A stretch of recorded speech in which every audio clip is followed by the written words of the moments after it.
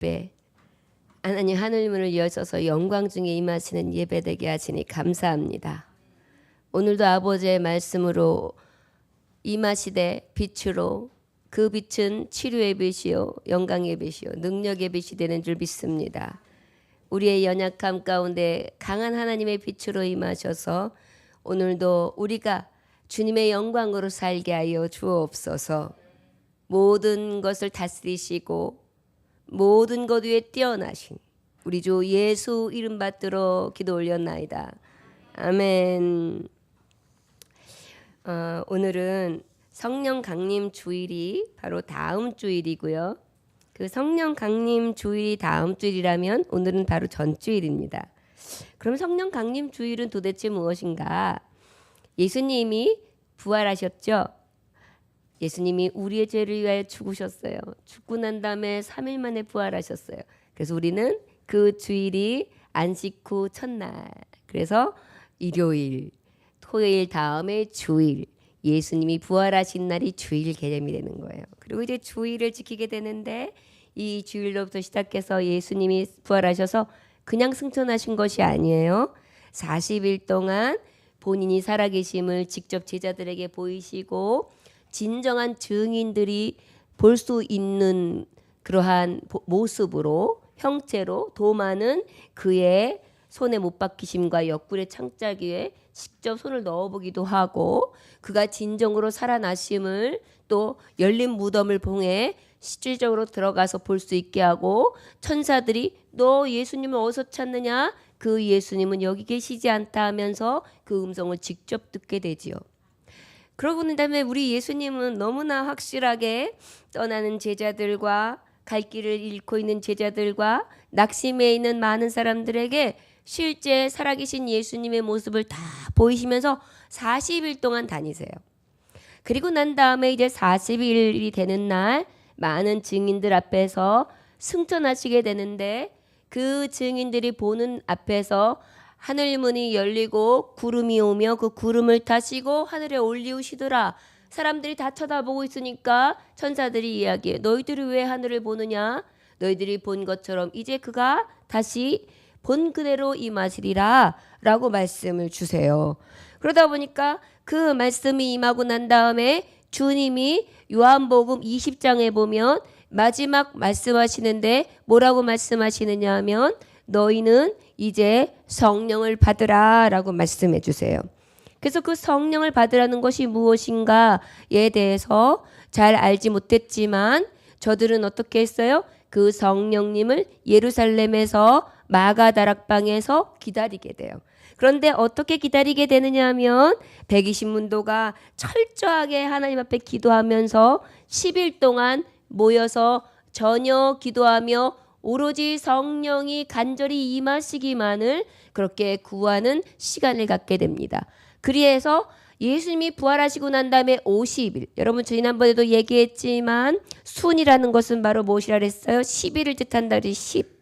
그러다 보니까 오순절이라는 것도 마찬가지로 사순절은 40일, 오순절은 50일. 그래서 50일, 40일 만에 부활 승천하시고 그리고 난 다음에 10일 만에 이제 오순절 하나님의 성령이 강림하시게 되는데 그 강림하시는 절이 오순절이에요. 그래서 그 오순절은 우리가 너무나 기념하면서 기뻐해야 될 이유가 뭐냐면 그날 이루어지는 일이 물론 예수님이 승천하실 때 휘장이 갈라졌습니다. 그리고 옥토가 흔들렸습니다. 먼저 간 성도들이 일어나기도 했습니다. 그리고 그곳에서 많은 이적과 기적이 일어났습니다. 그것들이 전체적으로 예수님이 부활하시고 예수님이 올리우시고 난 다음에 나타난 기적과 표적이었어요. 그런데 이제 그 예수님께서 그 일이 있은 후에 각 기다리라는 오순절에서 다락방에서 기다리니까 그때에 어떤 역사가 일어나냐면 성령께서 각각에게 임하시는 역사가 나타나는 게 오순절이에요. 어떤 역사라고요? 각각에게. 그래서 이때가 바로 왜 우리 교회에서 크리스찬들이 오순절을 이 강림절을 더 뜻있게 정말 성령님 우리에게 임하셔서 성령의 강한 바람을 불어주세요. 성령님 충만하게 해주세요. 그 얘기가 뭐냐면 각각에게 그 성령님 임해주세요 라고 하는 거예요. 그런데 그 각각에게 임한다라는 것이 얼마나 큰 은혜냐면 여러분 생각해 보세요. 전에는 제사장을 통하지 아니하고는 어떻게 했어요? 우리가 하나님 아버지를 부를 수 없었어요. 지금 우리가 하나님 아버지 부르시죠? 이것이 바로 오순절 다락방 역사 이후에 있어질 수 있는 엄청난 은혜예요. 여러분들 우리가 모인 것이 교회라고 하죠? 이 성령님이 각각에게 임한 성령의 전 교회가 태동한 것이 바로 성령이 임하신 날이에요. 여러분 굉장히 큰 의미예요. 이 오순절에 성령님이 각각에게 임해서 우리 스스로가 다 교회가 된 거예요. 그래서 우리는 교회가 돼서 각 성막이 돼서 성령의 전 성신이 임하셔서 내 안에 계심으로 주님 부르면 주님이 이 안에서 왜? 라고 대답하시고 그 안에서 교통하게 하시며 늘 임만을 함께 해주시는 축복의 역사를 확실하게 눈으로 보고 내 심령으로 느끼며 그 성령의 부으심으로 가득할 수 있는 영이 임한 날이 바로 오순절 강림의 역사예요. 할렐루야. 자, 그렇다면 오늘 이 성령님이 임하신 것이 바로 선물이라는 것에 대한 그런 의미를 가지고 하나님의 말씀을 보게 되는데 아까도 각각 임했다. 우리가 예수님을 아버지라 부른다. 우리 각각이 다 중요한 교회가 되었다. 성신이 되어지시는 이 안에 성령의 전이 되어주셨다. 내가 걸을 때, 내가 생각할 때, 내가 무엇을 볼 때 내 안에 누가 계시다? 성령이 계신다. 내 주가 계신다. 결국은 무엇입니까? 내 안에 이미 교회가 이루어져 있는 것입니다. 교회는 우리가 지금 리모델링을 하고 있지만 이런 건물에 계시는 분이 아니세요. 아무리 잘 지어진 교회 건물이라 할지라도 성령이 거하시지 아니하시면 그것은 건물이지 성전이 아닙니다. 여러분 기억하시지요? 이 말씀을 생각한다면 성령님이 임하셨다는 것은 얼마나 큰 의미냐 하면 예루살렘 성전에만 가야지만 성령님이 계신 게 아니에요. 시온산에만 가야지만 성령님이 계신 것이 아니에요. 하나님 아버지를 부를 때마다 하나님 아버지를 부를 수 있지만 교통은 이루어졌지만 그 성령께서 내 안에 계시다는 확증함이 없었으나 성령의 충만한 성령님이 임하시고 난 다음부터는 언제요? 이제 내 안에 확실히 각각의 영에게 임하시는 놀라운 은혜를 우리가 체험하게 되는 순간이라는 것입니다. 그래서 우리는 무엇이 했냐면 우리가 이 오순절 강림의 역사를 다시 한번 생각하는 이유는 우리가 교회다. 우리가 각각 성령의 임재가 있는 사람이다. 그런데 이 임재 있는 가운데 성령의 전으로서 적합한가를 우리가 다시 한번 생각하고 이 선물을 받은 사람들의 그렇다면 증거가 나타나야 되는데 저 사람 성령의 사람 맞아? 저 사람 하나님의 신이 임하는 하나님의 교회라는데 그 교회됨이 맞아? 라고 사람들이 볼 때 아, 저 사람은 달라. 분명히 나 같은 육신적인 사는 삶하고는 너무 다른 사람 같아. 차원이 달라. 이렇게 인정받는다면 그분은 분명히 성령의 사람이에요. 그런데 그 달라라는 기준점이 예를 들어서 인품이라면 얼마나 좋겠어요. 그러면 예수님 안 믿는 사람들 중에서 인품 좋은 사람은 성령의 사람이 되게요. 또 돈이라면 얼마나 좋겠어요. 돈 많은 사람은 얼마든지 성령님이 함께 하시는 사람이라고 하면 얼마나 좋겠어요. 돈 많은 사람이면 돈 있으면 되죠. 아니에요. 명예도 아니에요.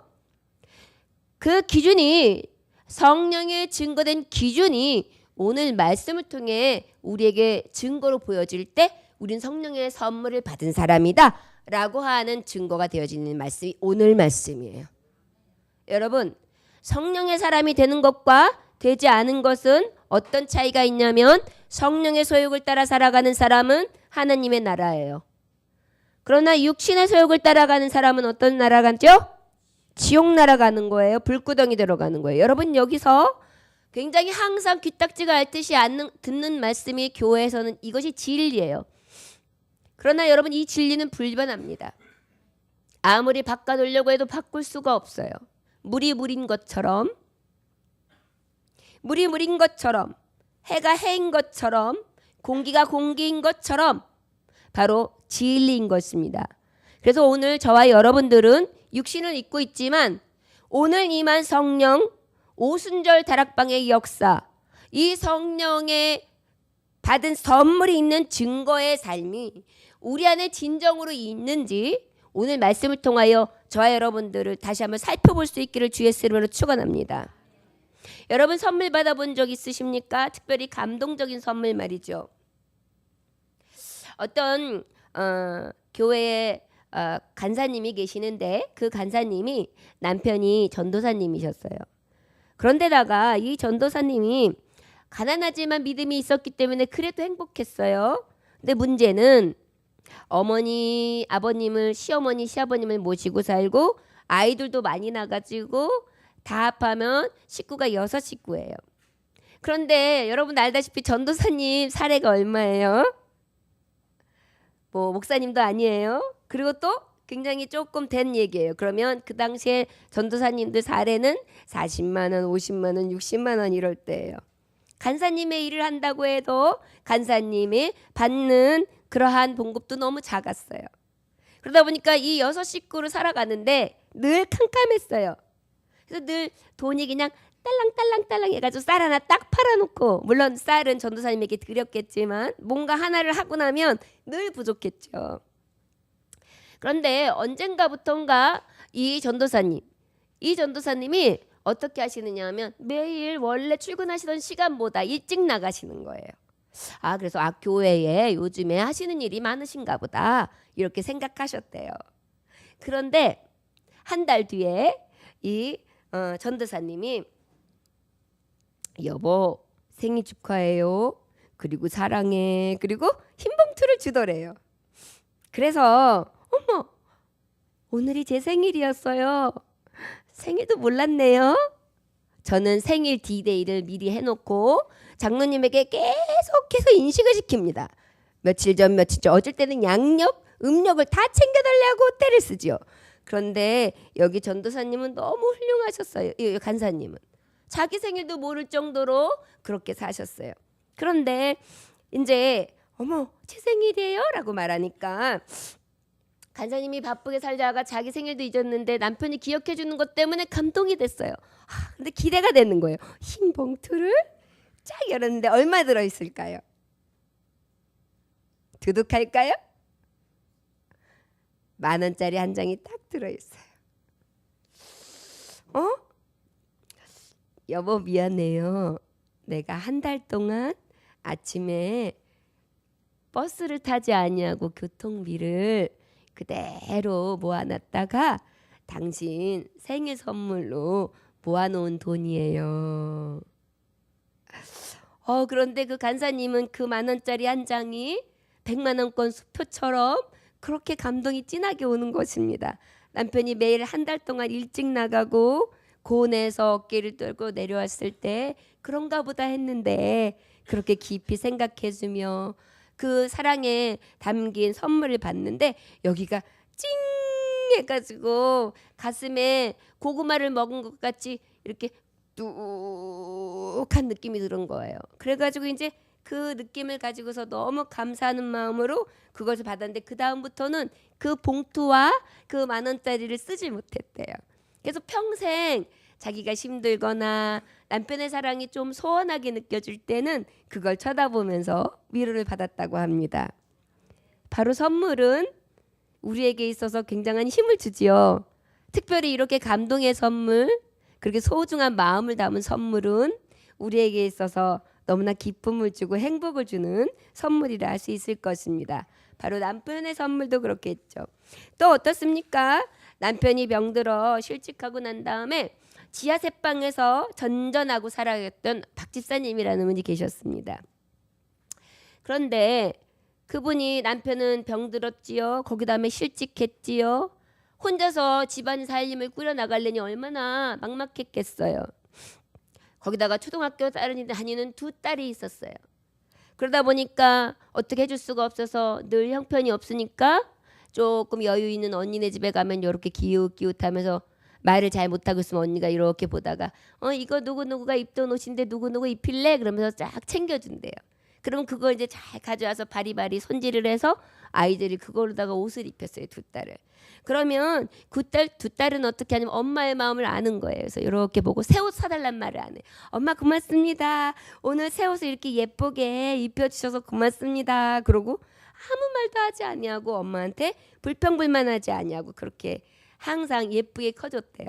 신앙생활도 너무 잘하다가 그러다가 수정 한 번도 안 했던 그 두 딸이 어떻게 돼요? 이제 잘 자라나서 어떻게 되었느냐면 두 딸이 이제 다 취업을 하게 되었습니다. 한 딸은 간호사로 취업하고 한 딸은 초등학교 교사에 임용이 된 거예요. 그래서 이제 둘 다 일을 하다가 참 고생 끝에 낙이 있는 케이스죠. 이 박 집사님이 얼마나 기도했을까요? 그런데 이제 그 큰딸과 작은딸이 첫 월급을 탔어요. 엄마한테 선물을 들고 와요. 첫 딸은 엄마가 여지껏 한 번도 새 옷을 입어보지 못했는데 원피스를 싹. 그리고 두 번째 딸은 안에 있는 엄마의 요렁요렁 속옷을 세트로 해가지고 싹 사가지고 그래가지고 어머니께 딱 드리는 거예요. 그것을 받았을 때 어머니는 어땠을까요? 사랑하는 딸들아, 엄마는 늘 너희들에게 새 옷 하나 사주지 못했는데 너희는 나를 위해서 새 옷을 입히는구나. 그러면서 너무 감동이 돼서 안에서 그 옷을 붙들고 울었다고 합니다. 얼마나 감동적인 선물입니까? 자녀에 있어서 이러한 선물을 받을 때 행복하지요.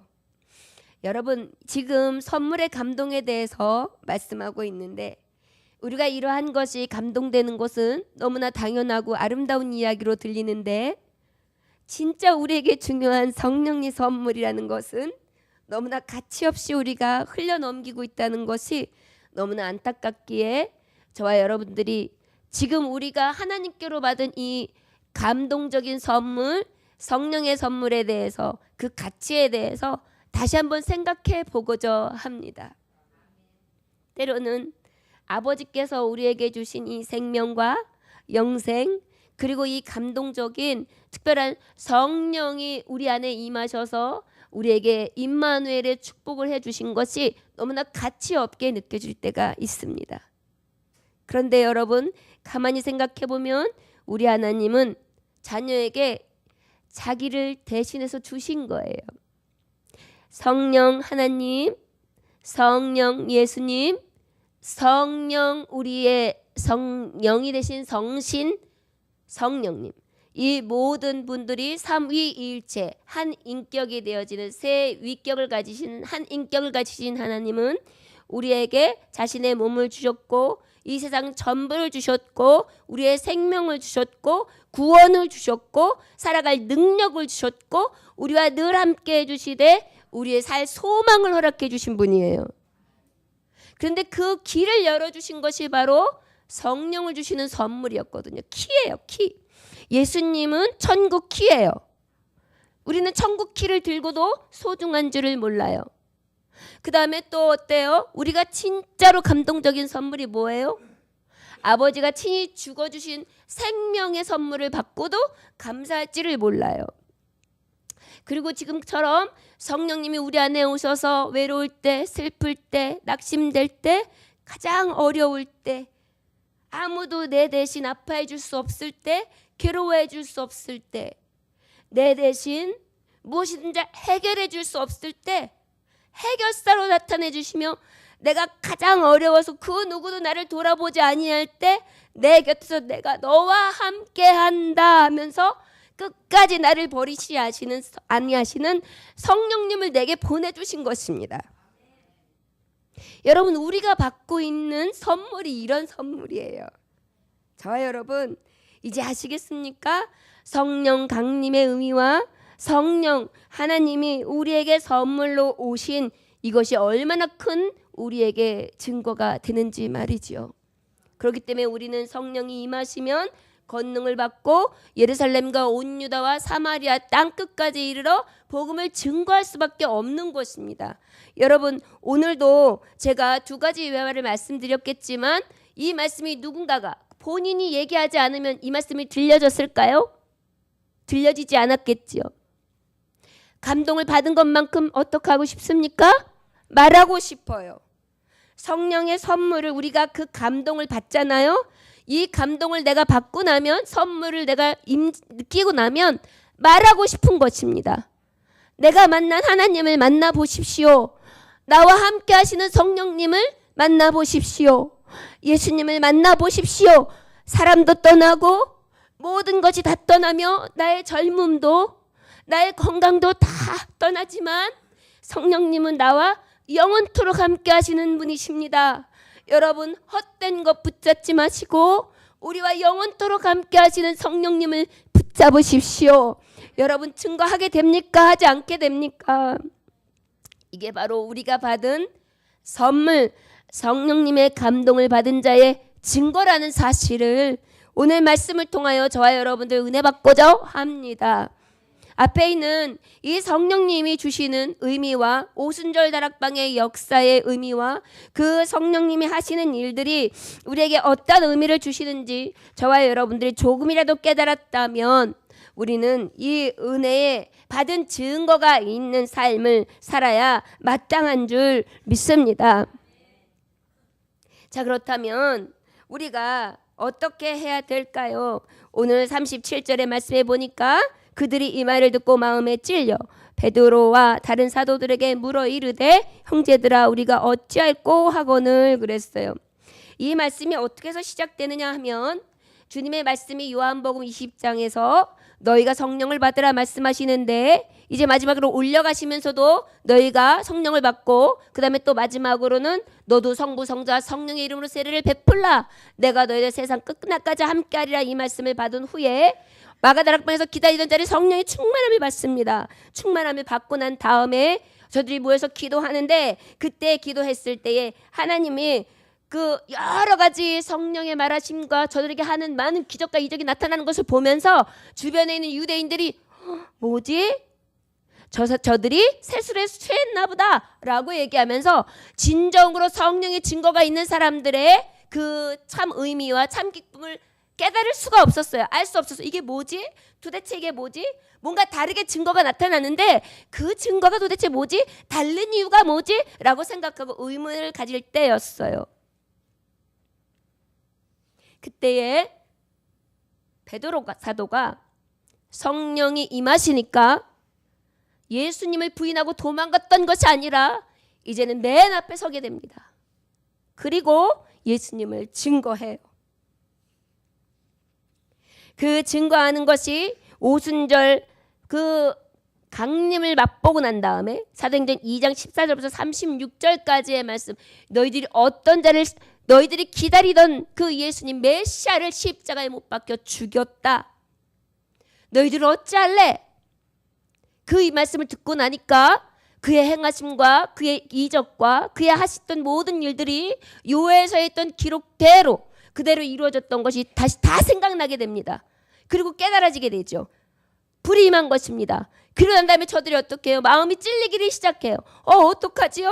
어떻게 해야? 이때 우리가 어떻게 해야 되겠습니까? 어찌할꼬? 형제야 우리가 어찌할꼬? 그러면서 어떻게 해요? 굉장히 완악했던 저들의 마음에 그 마음을 깊이 찔러넣는 관통하는 그러한 성령의 역사를 체험하게 됩니다. 여러분, 성령이 임하시면 말씀 한마디에도 저들의 마음을 뚫을 수 있습니다. 성령이 역사하시면 여러분들 안에도 딱딱해 굳었던 심령 가운데 비집고 들어오시기도 합니다. 성령이 역사하시면 우리로도 할 수 없었던 수많은 어둠의 영들까지도 하나님은 찔러 쪼개버리며 그들을 완전히 하나님께서 무찌르시사 온전히 하나님의 영으로 새롭게 하심을 입은 변화된 사람으로 만들어주신 줄 믿습니다. 38절에 보니까 베드로가 이르되 너희가 회개하여 각각 예수 그리스도의 이름으로 세례를 받고 죄 사함을 받으라. 그리하면 성령의 선물을 받으리니 라고 말씀하고 있어요. 무엇하라고 말씀하고 있습니까? 회개하라. 자, 여러분 우리가 기억해야 될 것이 있습니다. 저를 따라하시기 원합니다. 회개합시다. 회개합시다. 여러분, 여기서 회개라는 것은 어떻게 해요? 완전하게 하나님 앞에 죄 씻음을 받으라는 거예요. 저 여러분, 하나님 앞에 설 때마다 이 주일날 오셨을 때 여러분 멀뚱멀뚱 계실 시간이 없어요. 여러분들이 새벽 예배 다 안 드리시잖아요. 괜히 일찍 왔어가 아니에요. 절대 그런 건 없어요. 여러분들이 밤 예배 다 드리시는 거 아니잖아요. 하루에도 얼마나 수십 번 많은 사람들을 미워하고 원망합니까? 그거 뭐예요? 여러분들 수십 번 사람들을 죽이고 들어온 거예요. 살인자들이 이 자리에 있어요. 그러면서 여러분들 어떻게 했습니까? 오자마자 하나님 앞에 마음을 찔러 통회하면서 회개할 때 성령이 임하시는 거예요. 죄사함을 입는 거예요. 그것이 바로 성령 임한 사람의 증거예요. 성신이 이 안에 계시는데 내 안에 그런 마음이 자꾸 생길 때마다 내 안에는 지금 무엇으로 가득한 거예요? 흉악한 흉기가 되어 강도 살인마가 되어 이 자리에 와 있는 것입니다. 그래서 예배가 그래서 필요한 거예요. 날마다 물로 씻는 것입니다. 그럴 때에 성령은 우리 안에서 떠나지 아니하세요. 악취나는 곳에 사람은 다 나갑니다. 깨끗하고 향기로운 곳에 들어오게 되어 있습니다. 여러분, 하나님이 내 안에 계시기 위해서는 음부의 세력이 있을 때마다 예수의 이름으로 씻어 죄사함을 입어야 되는 줄 믿습니다.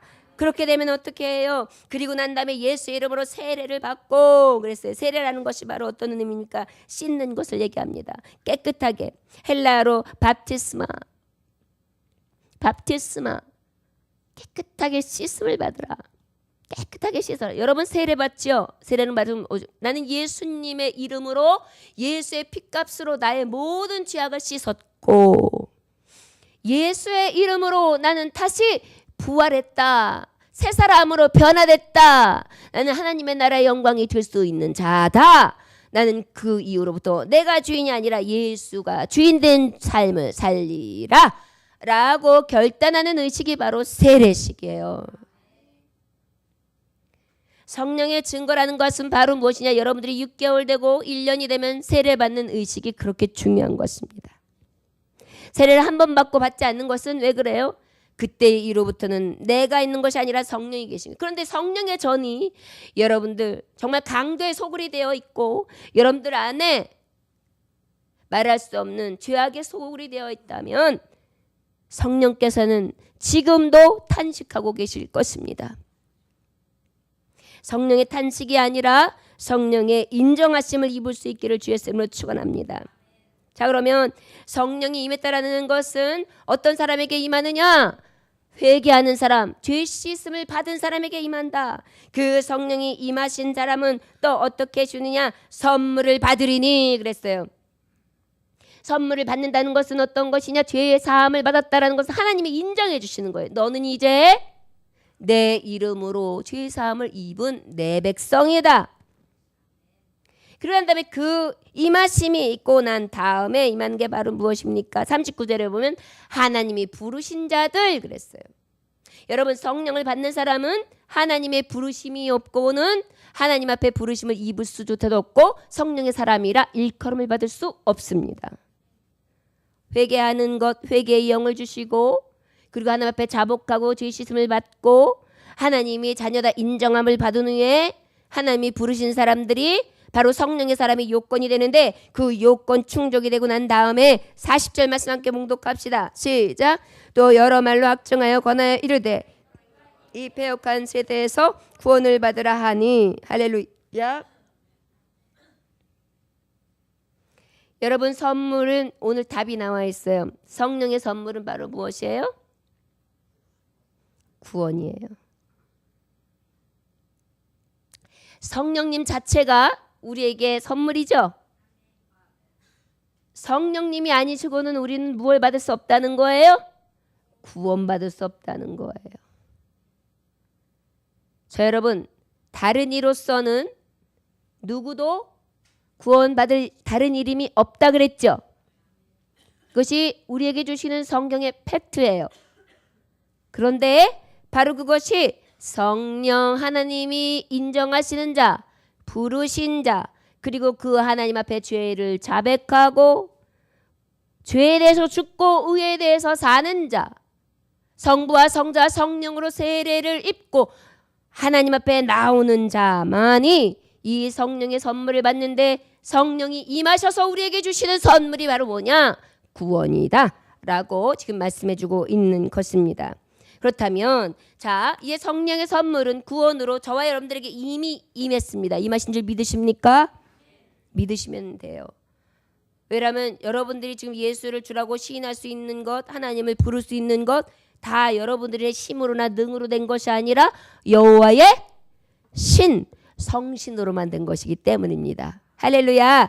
아유, 내가 그냥 내 발로 왔지. 아니요. 말씀에 보면 모태 전부터 조성하셨고 만세 전부터 부르셨고, 그 하나님이 불러서 이곳에 나오게 하신 거예요. 여러분, 그렇기 때문에 이게 은혜, 선물이라고 하는 것입니다. 할렐루야.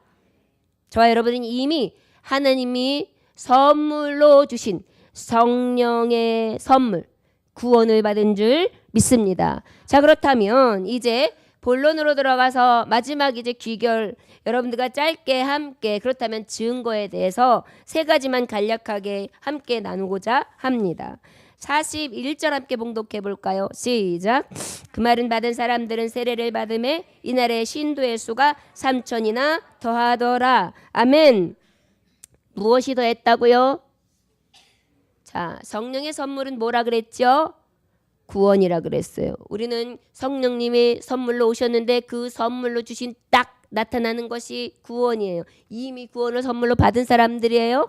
그런데 그 구원받은 성도들에게 나타나는 증거가 있어요. 저를 따라하시기 바랍니다. 교회의 성도가 됩니다. 교회의 성도가 됩니다. 할렐루야. 여러분, 하나님 앞에 성령의 증거를 받은 사람들의 증거로 나타내지는 것은 바로 내가 어떤 사람이 될 때, 교회의 성도가 될 때 나타난다는 것을 기억하시기 원합니다. 어떤 분들은 교회 성도가 아닌 사람, 저요? 교회 성도 아닌데요. 아유, 그냥 남편이 가자 그러니까 그냥 잠깐 가서 앉아주는 거고, 아주 마누라가 하도 그러니까 한번 가서 앉아주는 거지 뭐. 아이, 그리고 그냥 마음에 좋잖아요. 마음에. 그리고 또 신은 또 다 신인데 뭐 꼭 하나만 있어야 되는가? 그냥 이것도 있고 저것도 있고 그러면 되는 거지. 그러다가 그냥 어쩌다 한 번씩은 절에 가서도 이렇게도 하고 또 와서 내 평안을 주는 거지 뭐, 이렇게 생각하면 이거는 뭐냐? 세대주의이며 어떤 종교 다원주의예요. 여러분, 말이 되는 것 같죠? 그럼 구원이 있을까요? 없을까요? 예. 성령님 하나님은 투기하시는 하나님이에요. 10계명의 1계명부터 4계명은 하나님을 잘 섬기는 게 하나님 명령이세요. 저 여러분, 캐톨릭에 보면 이 4계명 중에 2계명이 그들의 성경에 빠져 있어요. 우상 앞에 절하지 말라. 성경을 가감하면 계시록에 보면 어떻게 된다 그랬죠? 용서함을 받을 수 없다. 여러분, 하나님 앞에 용서받지 못한다는 것은 바로 무엇이에요? 구원이 없다는 거예요. 여러분, 제대로 하셔야 돼요. 그렇기 때문에 종교다원주의, 이것도 좋고 저것도 좋지 해가지고 모든 신은 다 존재한다 생각하면서 각각의 믿는 것을 다 존중해줘야지 하면서 나도 그 자리에서 합세하면 그것은 결국은 성령을 잃어버리는 거예요. 믿으려면 똑바로 믿을 수 있기를 주 예수님을 축원합니다. 여러분들의 마음의 비위에 맞지 않는 설교를 할지라도 이거는 성경이 주시는 약속이에요. 사람을 기쁘시게 하는 것이 아니라 하나님을 기쁘시게 하는 성경 말씀만을 여러분들에게 전합니다. 아버지의 말씀 안에서 제일주의, 유일하신 하나님 한 분만으로 만족하며 참주이신 하나님의 성도, 거룩한 길을 가는 자, 하나님의 신자, 하나님의 성신이 임한 자, 그 성신이 임한 가운데에 하나님의 성령의 전이 되는 저와 여러분들 되시기를 주 예수님을 축원합니다. 이게 성도예요. 오직 예수님을 믿는 교인들이, 크리스찬들이 바로 성도라는 것을 기억하시기 원합니다. 저와 여러분들 모두 성도 되십니까? 그렇다면 이미 성령을 선물로 받은 증거가 있는 자들이라는 것을 기억하시고 감사하시기 원합니다. 하나님의 말씀은 뺐다 꼈다 할 수 있는 것이 아니라 자기의 마음의 심중에 원하는 대로 하는 것이 아니라 하나님의 말씀은 조금이라도 오차가 없으시며 가감할 수 없다는 것을 저와 여러분들은 늘 심중에 그리고 이단들을 보다 보면 꼭 한두 가지만 달라요. 다 똑같은데 다 똑같지만 마지막 하나가 다르면 여기서 가장 중요한 교리가 다르면 여러분 구원에서 미끄러지는 수가 있는 거예요. 절대로 만만하게 보지 마시고 하나님의 말씀은 바로 알고 바로 읽고 바로 생각해서 바른 신앙생활을 할 수 있기를 원합니다. 교회에서도 열심을 품어야 돼요. 특별히 42절 말씀 함께 봉독합니다. 시작. 그들의 사도의 가르침을 받아 서로 교제하고 떡을 떼며 오로지 기도하기를 힘쓰니라. 저를 따라 하시기 바랍니다. 교회 가르침대로 애씁시다. 교회 가르침대로 애씁시다. 예, 성령의 증거를 받은 사람, 선물을 받은 사람들의 증거는 성령의 사람들의 증거는 여기서 딱 나타나요. 사도의 가르침을 받아. 성령의 사람은 사도의 가르침이라는 것은 한 사람의 가르침을 받는다는 것이 아닙니다. 사도는 어떤 사람입니까? 예수 그리스도의 증인이에요. 오직 우리가 가르침을 받을 때 사람으로서도 아니에요. 그 누구로서도 아니에요. 오직 예수 그리스도의 증인으로서 그 증인된 말씀만 가지고 가르침을 받아야 되는 줄 믿습니다. 할렐루야. 네. 교주도 아니고 목사도 아니고 그 누구도 아니에요. 오직 예수 그리스도 하나님의 말씀이에요. 그러나 하나님을 믿는 성도들은 그리스도의 편지가 되어야 하고 향기가 되어야 하기에 모범적으로 살기 위해 애쓰고 힘쓰는 것입니다. 할렐루야. 그러나 곁길로 갈 수 있어요, 없어요? 사울도 곁길로 갔죠? 갔죠? 여러분 말씀을 잘 따르다가도 곁길로 갈 수 있어요. 그러지 않으려면 어떻게 해야 될까요? 성령이 늘 내 안에 내주해야 된다는 것을 기억하시기 원합니다. 늘 성령 세례가 내 안에 임해야 돼요. 그래서 어떻게 해요? 가르침대로 애씀을 받아야 되는데 여기서 애쓰다는 것은 마음과 힘을 도하여 무엇을 이루기 위해 힘쓰는 거, 애써야 돼요. 교회에 가르치는 것을 애써야 돼요. 그래서 어때요? 사도의 가르침, 목사님이 말씀을 통하여 가르침 특별히. 제가 혹시 개인적으로 글쎄 집사님이 그랬대요. 권사님이 그랬대요. 이런 거는 사도의 가르침이에요? 아니에요? 이런 거는 받지도 마세요. 그리고 어떤 가르침을 받아야 돼요? 예수님께서 이러셨대요. 주님이라면 이러시겠죠? 그러면 어떻게 해야 돼요? 받아야 돼요. 여러분 성령의 증거를 받은 사람은 하나님의 말씀으로 선포되어지는 말씀에 대해서는 애를 써야 돼요. 어쩔 때는 내 비유하고 맞지 않는 말씀이 딱 선포되었지만 예를 들어서 10의 1조를 하나님 앞에 구발하여 드리라 그러면 10의 1조를 어떻게 드려? 내 생활비에 얼만큼인데 그만큼을 드리고 어떻게 살아? 이런 것은 어때요? 가르침 받은 거예요? 안 받은 거예요? 못 받은 거죠. 애쓴다는 것은 그 말씀대로 살기 위해서 자꾸 어떻게 해요? 마음과 힘을 다하여 자꾸 이루려고 하는 거예요. 할렐루야. 믿음이 없는 분들에게 저는 처음부터 그래요. 11조를 다 드리려고 하면 시험 드는 분은 아예 그렇게 하지 마십시오. 생활비에 11조라도 꼭 철저하게 드리십시오. 또 아니면 봉급 중에서 다 띄고 하면은 또 어떻게 해서 잔이 없게 되니까 그중에 내가 생활비는 최소한 얼만큼이 필요해. 그러면 그 11조에 11조라도 시작하십시오. 그러다가 믿음이 더 생기면 하십시오. 그런데 절대로 걱정 마십시오. 하나님은 11조를 드린 자에게 너무나 큰 축복으로 주십니다. 저는 하나님 말씀 있는 그대로 시험하여 보라고 말할 수 있습니다. 저는 이렇게 권해요. 그런데 이것이 사도 하나님의 말씀대로 권한 거예요? 아닌 거예요? 권한 거예요, 여러분. 이거는 가르치심을 받아서 어떻게 해야 돼요? 애써야 돼요. 애쓴다는 것은 지켰다예요? 아니면 지켜지고 있다예요? 애쓴다는 것은 목사님 저는요 아직 믿음이 그게 안 되나 봐요. 그러면 믿음이 안 되니까 전 이렇게만 이렇게 할게요. 그러면서 하다가 또 마음이 훅 오고 그러다가 또 믿음이 생기면 훅 오고 그러다가 또 나에게 어떤 하나님이 깨달음이 오면 훅 해서 아버지 앞에 꼬꾸라져서 탁 그 순간에 하면 되는 거예요. 그러니까 그것을 억지로 하려고 하지도 말고 시험 들려고 하지 그 시험을 통해서 또 마귀가 들어와요. 그러니까 시험을 이기는 자는 어떤 거냐? 사도에 가서 하나님 말씀 가르침을 애쓰는 거예요. 여러분 나는 가르침을 따랐다가 아니에요. 애쓴다예요. 성령의 사람은 이렇게 애씁니다. 기억하시기 원합니다. 또 어떻게 해요? 떡을 떼며 그랬어요. 떡을 떼기에 애썼다. 교제하게 애쓰는 게 성령의 사람이에요.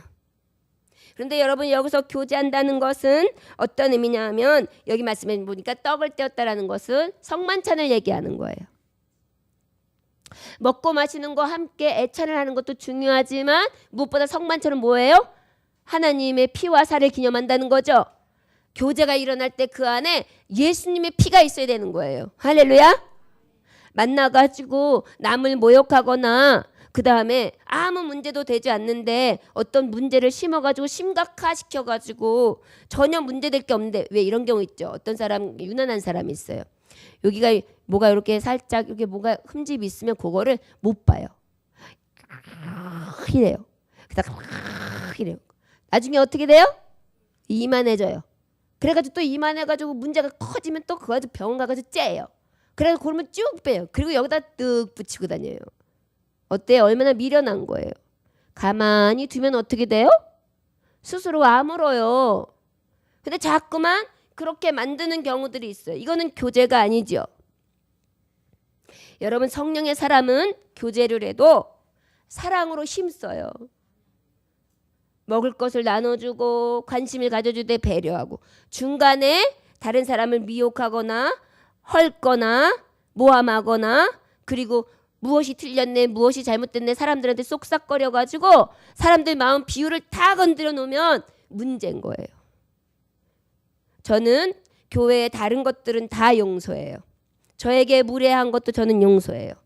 그런데 교회의 부흥을 저하는데 특별히 성도들의 마음과 성도들의 교회를 흔드는 거에 대해서는 저는 절대 묵인하지 않습니다. 왜 그러냐 하면 교회는 바르게 성장해야 되잖아요. 하나님의 교회는 서로 헐뜯을 게 있어도 모함할 게 아니라 덮어줘야 되잖아요. 그렇죠? 그것이 정말 문제면 100번 1000번 기도하고 그것을 위하여 내 스스로가 하나님 앞에 가슴을 치며 통회해야 되잖아요. 그런데 그 모든 것들이 문제가 되는 것처럼 다 헐뜯는다면 여러분 교회가 어떻게 되겠습니까? 사람은 참 간단한 게요. 심리가 그래요. 어머 목사님 요즘에 표정이 이상하지 않니? 약간 뭔가 비웃는 표정이야. 내가 느껴져. 이래요. 자 그러면 제가 이렇게 씌우고 섰어요. 봤지? 비웃는 것 같잖아. 아 지사님 가식적이지. 그치? 그런 것 같잖아. 그러면 아니에요 그랬는데 어느 날 내가 어떠한 섭섭한 일이 생겼어요. 그럴 때 목사님은 아무렇지도 않게 성도님 어서 오세요 했는데 가식, 외식, 쩌는 그러한 이상한 미소로 보이는 거예요. 그럼 어떨까요? 나도 느꼈어. 사람은 굉장히 이 군중 심리가요. 굉장히 간단해요. 아주 작은 거 하나 탁 터뜨려 놓으면 기가 막히게 퍼져요. 이게 악한 쓴 뿌리들이에요. 가정도 마찬가지예요. 여러분 자꾸 문제가 문제라고 문제를 바라보면 문제 집안이 돼요. 우리나라도 여러분 문제가 있어요. 그러나 문제만 바라보지 말고 그 문제 안에 하나님이 하실 일들을 먼저 바라보면서 기도하시기를 주의 이름으로 축원합니다. 이게 바로 세우는 방법이에요. 또 어떻게 해요? 오로지 기도하기를 힘쓰니라. 아니 떡을 떼려면 가서 아픈 사람들에게 죽을 써서 갖다 주고 그 다음에 전화 한마디에서 따뜻한 위로를 해주고 같이 만나가지고 따뜻한 칼국수 한 그릇씩 먹으면서 예수님 얘기하고 그래야죠. 할렐루야. 이러한 것이 되시기를 원합니다. 그 다음에 또 어떻게 해요? 오로지 기도하기를 힘쓰니라. 어떻게 해야 된다고요? 예, 이게 성령님의 증인들이 나타나는 증상들이에요. 여러분 이 말씀에 딱 들으면 항상 듣는 말 같지만 찔리기도 하고 별 느낌도 없이 대수롭지도 않지요. 저를 따라 합시다. 하나님 아버지, 받은 은혜는 큰데 나를 위해 하는 기도도 하지 못하는 이 벙어리를 열어 주옵소서. 주 예수 이름으로 명하노니 에바다 에바다 열릴지어다 열릴지어다. 아멘. 회칠한 무덤처럼 쏟아놓으면 부정이요 미움이요 시기요 질투요 누가 어떻대 저가 어떻대 아직 일어나지도 않은 것 가지고 모함하고 헐뜯고 이만한 산을 만들어 놓지 말고 그 시간이 있으면 기도하자고요. 할렐루야. 우리 교회는 그럴 분들이 별로 없습니다만은 저와 여러분 우리 성령의 사람이에요. 하나님의 사람이에요. 사람은 혹시 속일지 몰라도 성령님은 속일 수 없습니다. 성령님 앞에서 오직 기도로 힘쓰는 증인의 삶을 살 수 있기 원합니다. 성령님 앞에서 오로지 말씀 안에서 주시는 그 말씀의 양식을 가지고 그 말씀을 애써서 지키는 자의 삶을 살 수 있기를 원합니다.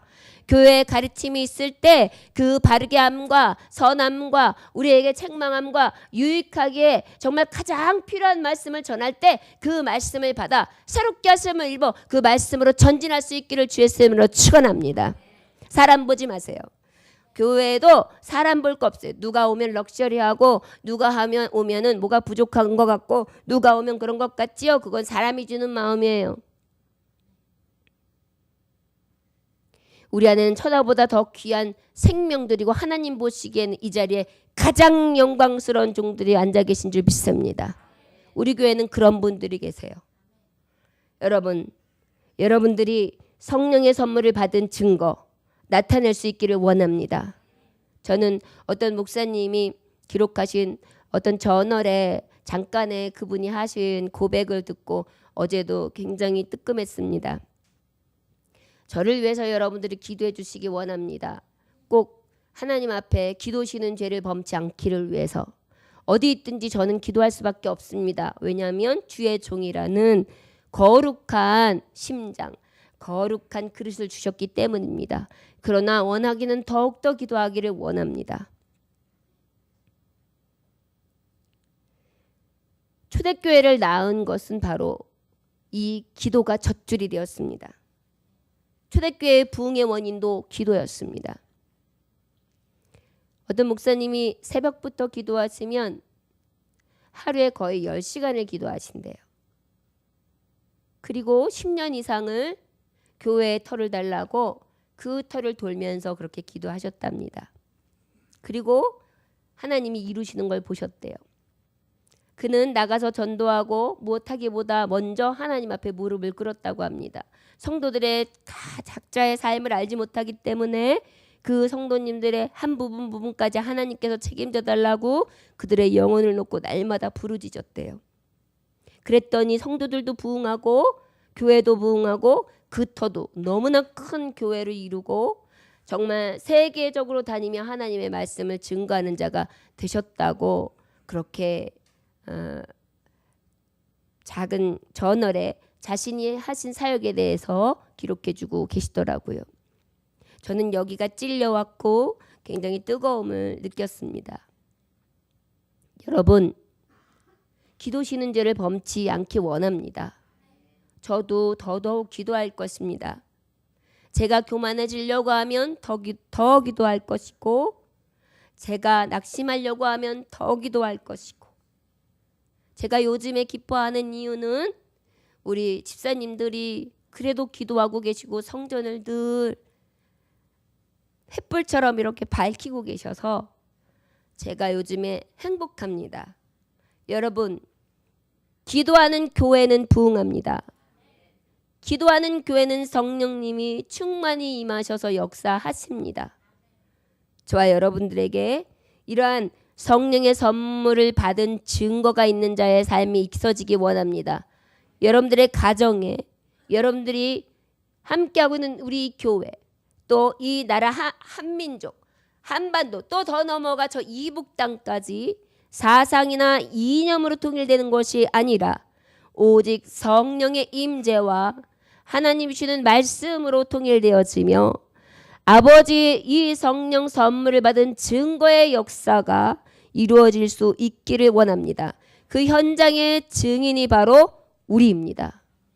여러분, 오늘도 성령의 선물을 받은 증거자로 사시기를 주의 이름으로 축원합니다. 기도하겠습니다. 하나님 아버지, 감사합니다. 선물을 받을 때는 기분이 좋지요. 그런데 이 성령 선물이 어떤지 우리가 너무나 가치를 모르고 살 때가 있습니다. 이 성령님이 우리에게 임하신 구원의 선물이 얼마나 큰 감동됨을 우리가 깨닫게 하사 초대교회의 성도들이 교회의 성도됨으로 증거 나타났던 것과 같이 우리도 교회의 진정한 성도 될 수 있게 하여 주옵소서. 그리하여 우리를 통하여 신자가 더해지기 원합니다. 또 교회의 가르침대로 애쓰게 하시되 하나님의 말씀대로 또 아버지께서 주시는 떡을 떼며 오직 기도에 애씀이 넘쳐날 수 있는 참교회, 참성도 되게 하여 주옵소서. 이 성령의 선물을 받은 증거가 충만히 임하시기를 원하오며 살아서 역사하시는 주 예수 그리스도 이름 받들어 기도 올려나이다. 아멘. 찬송가 191장